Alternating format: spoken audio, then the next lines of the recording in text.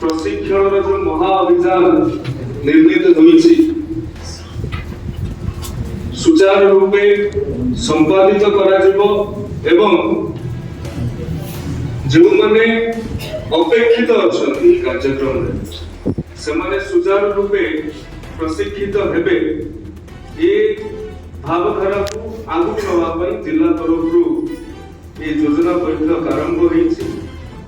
माननीय साधारण संपादक भारतीय जनता पार्टी ओडिशा प्रदेश वीरेंद्र त्रिपाठी महाशय, आम जिलार प्रभारी वरिष्ठ नेतृत्व श्री संजीव महांती महाशय, जिलार सभापति श्री भगवान पंडा महाशय, आम जिलार लोकप्रिय नेतृत्व तथा मान्यवर सांसद श्री अभिमन्यु सेठी महाशय, युव नेतृत्व तथा भद्रक मान्यवर विधायक श्री सीतांशु शेखर महापात्र महाशय, मंच सम्मुख में उपस्थित थिबा समस्त पदाधिकारी, जिला कार्यकारी सदस्य, प्रमुख नेतृत्व, आपण माने अनेक थर एभली बैठक रे उपस्थित अछंती, किंतु अनेक थरर बैठक एवं आजर बैठक भितर पार्थक्य अछि।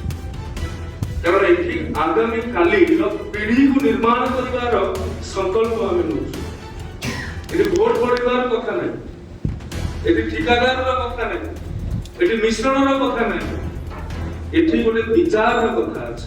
तेनु ये विचार निश्चित भाव में सफलतार सहित समस्त भितर उन्मेष हेबो यही आशा विश्वास मोर अछि। एवं जो जो विषय व्हाट्सएप ग्रुप ठारू आरंभ करी नवाचार एवं पंच परिवर्तन कथा मध्य एठी कुहाजिबो। आगामी दिन मानकरे एसआईआर गोटे बहुत बड़ विषय वस्तु पार्टी जो कहूची जे बीएलए बूथ स्तर रे जल्दी करके दियंतु यार गोटे दूरदृष्टि संपन्न योजना अछि। ये कथा गुडी को आज जहां भी हमर प्रभारी कथा आरंभ करी माननीय सांसद हमर साधारण संपादक राज्य जहां भी हम मान को पाखरे रखिबे ताहा को निश्चित भाव में शृंखलित ढंग रे हमें सुनिबा एवं ताहा को कार्य करिबा एई अनुरोध सहित बाणी को विराम दउ। वंदे उत्कल जननी भारत माता की जय।